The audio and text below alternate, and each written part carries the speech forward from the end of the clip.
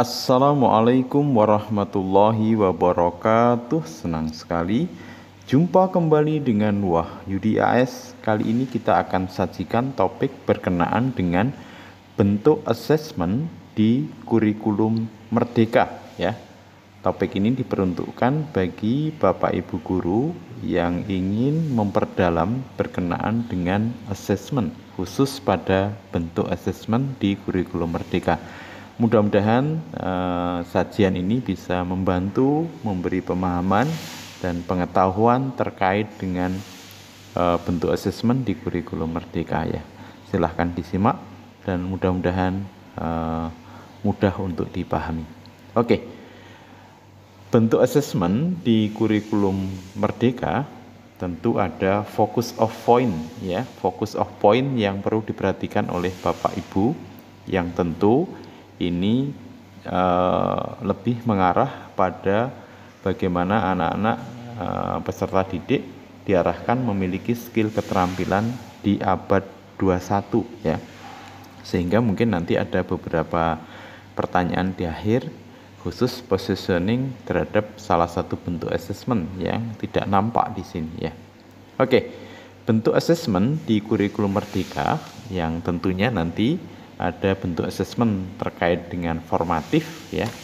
Ini bisa kaitan dengan as learning atau for learning, dan assessment sumatif atau off learning ya, yang terpisah dengan pembelajaran. Nah, bentuk-bentuk assessment yang difokuskan di kurikulum Merdeka. Jadi sekali lagi Bapak Ibu, ini adalah bentuk assessment yang difokuskan di kurikulum Merdeka ya.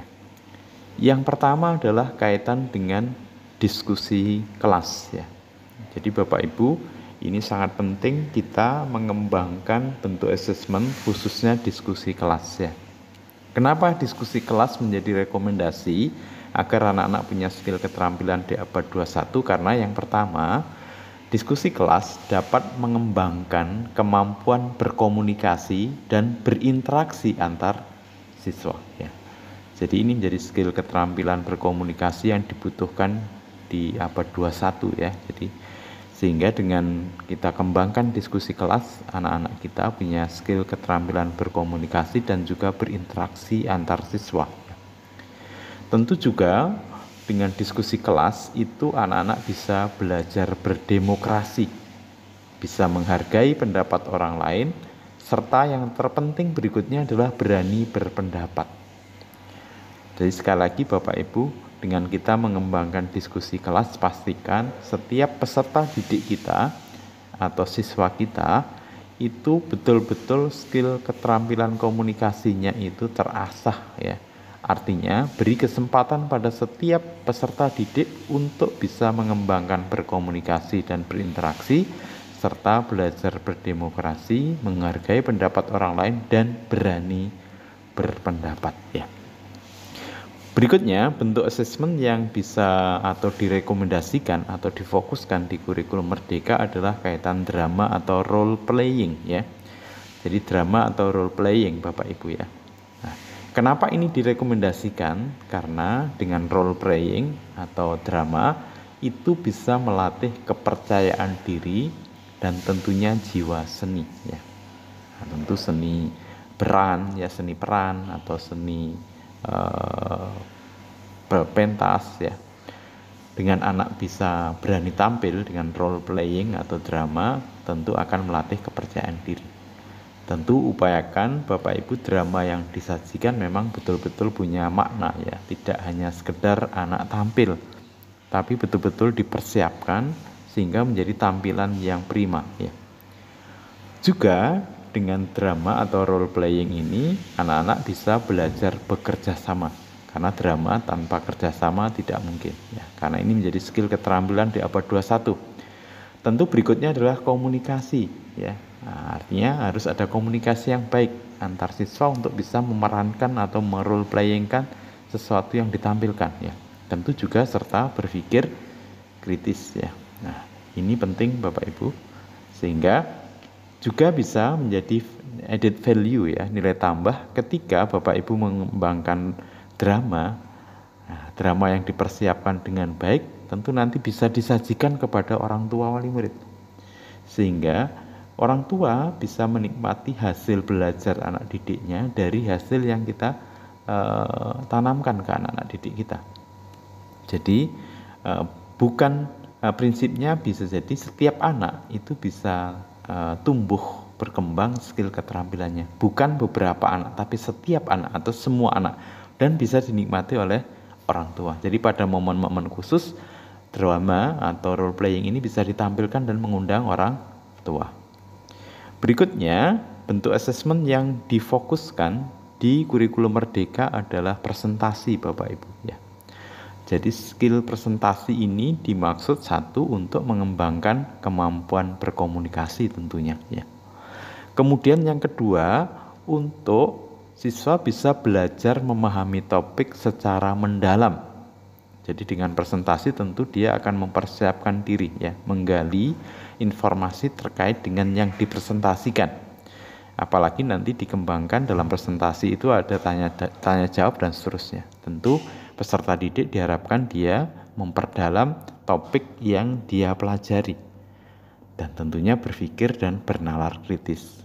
Karena dengan pertanyaan-pertanyaan yang nanti diberikan oleh peserta didik yang lain atau temannya, ini menjadikan dia berpikir dan bernalar kritis untuk bisa merespon atau menjawab. Ya. Tentu ini adalah skill keterampilan yang dibutuhkan di abad 21 Bapak Ibu ya, yaitu presentasi. Lah, akan lebih sempurna lagi Bapak Ibu, sebelum anak-anak melakukan presentasi, Bapak Ibu atau mungkin bekerja sama dengan teman-teman guru yang lain, anak-anak dibekali skill keterampilan presentasi yang baik. Mulai dari menyiapkan, kalau taruhlah misalkan PowerPoint atau bahan tayang yang mungkin lebih kekinian, anak-anak dibekali. Kemudian bagaimana anak-anak presentasi yang baik, ya, membukanya, kemudian menyajikan, atau anak-anak yang lain diberi bekal bagaimana mengajukan pertanyaan, kemudian menanggapi dan seterusnya. Tentu menjadi sesuatu yang luar biasa ya. Jadi akan menarik tentunya ya. Berikutnya, bentuk asesmen yang difokuskan di kurikulum Merdeka adalah produk ya, atau hasil dari karya peserta didik kita. Karena dengan bentuk asesmen produk ini menjadikan anak-anak akan berkembang kreativitasnya. Jadi karena produk itu tentu tidak bisa dikerjakan 1-2 jam ya. Butuh waktu karena perlu ada perencanaan, kemudian desain, kemudian mungkin bisa jadi konsultasi ke Bapak Ibu, kemudian mengeksekusinya, dan tentu nanti mendapatkan masukan-masukan sehingga menjadi sebuah hasil karya atau kreativitas ya. Yang berikutnya, produk juga bisa meningkatkan ketelitian ya. Nah, karena ini skill keterampilan yang perlu ketelatenan ya, kemudian ketelitian tentunya, dan juga ada jiwa seni di sini ya. Jadi sekali lagi bentuk asesmen yang difokuskan di kurikulum Merdeka adalah produk ya. Dan yang direkomendasikan berikutnya adalah atau difokuskan di kurikulum Merdeka adalah tes lisan ya. Kenapa tes lisan direkomendasikan? Karena dengan tes lisan ini bisa meningkatkan kemampuan anak-anak bisa berbicara ya. Artinya nanti bisa menyampaikan kalimat yang efektif ya. Kemudian menuangkan dari kemampuan yang dimiliki menjadi bahasa lisan ya. Tentu berbeda dengan bahasa tulis ya. Karena bahasa lisan itu bisa jadi konsep yang dimiliki yang ditanyakan itu dia praktekkan sendiri, sehingga Bapak Ibu guru bisa melakukan intervensi kalau ada sesuatu yang mungkin belum tepat ya terhadap konsep yang dimiliki oleh peserta didik. Dan tentu dengan tes lisan ini bisa mengkonfirmasi pemahaman. Jadi Bapak Ibu bisa mengintervensi kalau ada miskonsep atau kesalahan konsep yang terjadi pada anak-anak didik kita. Jadi 5 bentuk assessment ini menjadi focus of point ya di kurikulum Merdeka. Diskusi kelas, drama, presentasi, produk, tes lisan. Pertanyaannya gimana dengan tes tulis? Nah, tentu Bapak Ibu untuk tes tulis mungkin barangkali masih cocok ya untuk mata pelajaran yang sifatnya eksakta, misalkan matematika, fisika, atau kimia. Selain eksakta yang saya sebutkan tadi, barangkali nanti tes tulis itu bisa diarahkan ke literasi Bapak Ibu ya, digital literasi. Jadi anak-anak kita arahkan bagaimana bisa mencari informasi melalui Google ya, atau lewat sarana digital yang tentunya bisa distimulasi oleh Bapak Ibu. Jadi misalkan anak-anak diberi soal-soal pilihan ganda berkenaan dengan konsep, dan dia bisa menyelesaikan lewat literasi digital ya, lewat Google dan seterusnya, dan dipastikan nilainya 100 ya. Nah, tapi tentu untuk memastikan pemahamannya bisa kita uji di bentuk asesmen yang disajikan di sini. Jadi memang di kurikulum Merdeka ini diharapkan 5 skill bentuk asesmen ini menjadi fokusnya. Sementara tes tulis bisa diarahkan ke digital literasi ya. Jadi anak-anak kita ajari untuk menemukan atau informasi itu melalui digital ya. Nah, mudah-mudahan bentuk asesmen ini bisa Bapak Ibu implementasikan untuk mendukung skill keterampilan anak-anak kita beradaptasi di abad 21 ini. Terima kasih, sampai ketemu pada video berikutnya. Assalamualaikum warahmatullahi wabarakatuh.